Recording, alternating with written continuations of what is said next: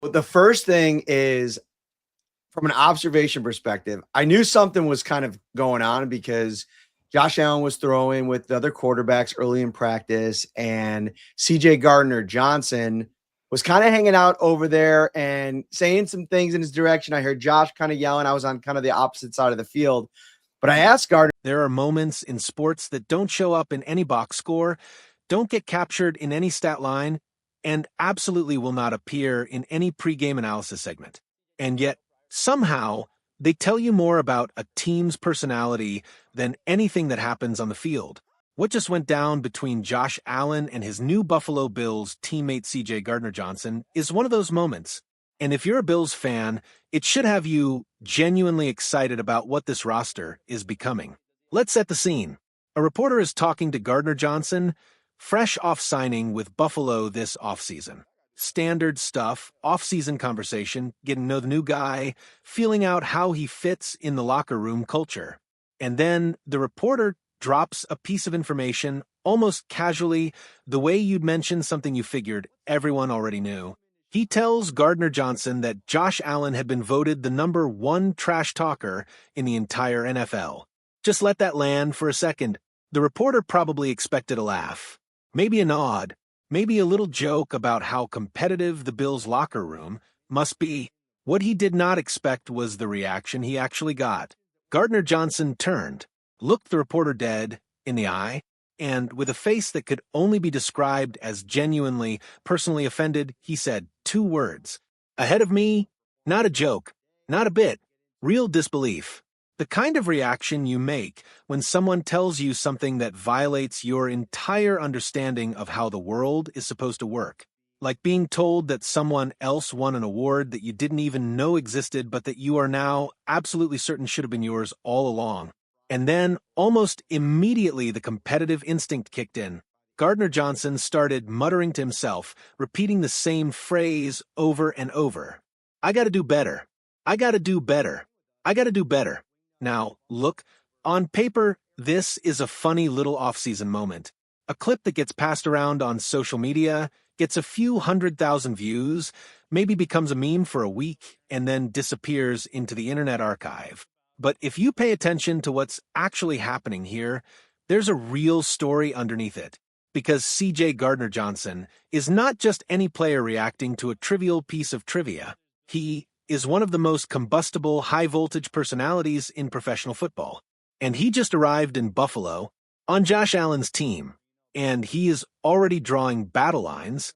Here's what you need to know about Gardner-Johnson if you haven't been following his career closely. This is a player who was made for the chaos of a close, physical, emotionally charged football game.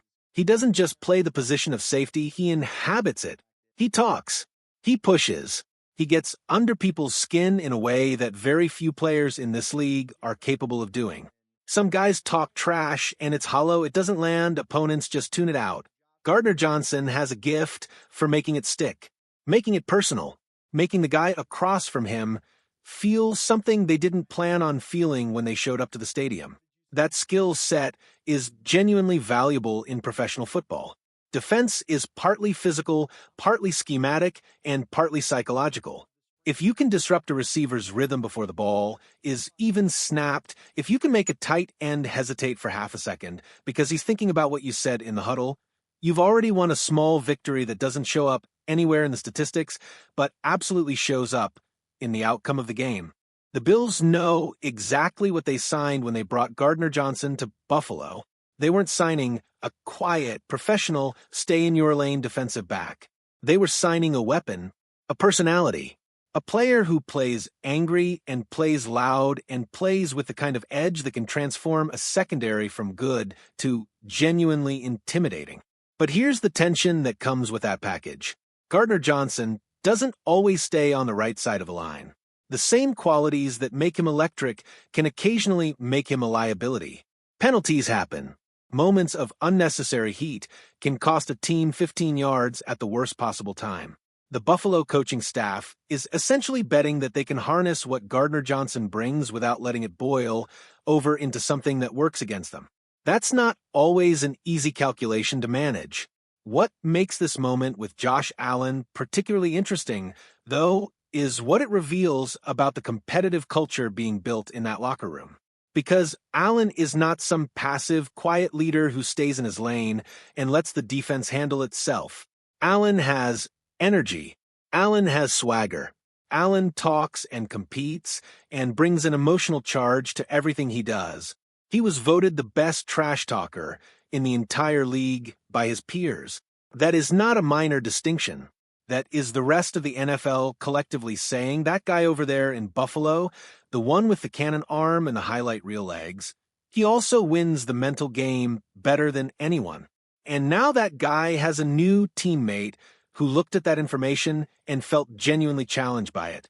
This is actually a beautiful dynamic for a championship-hungry football team.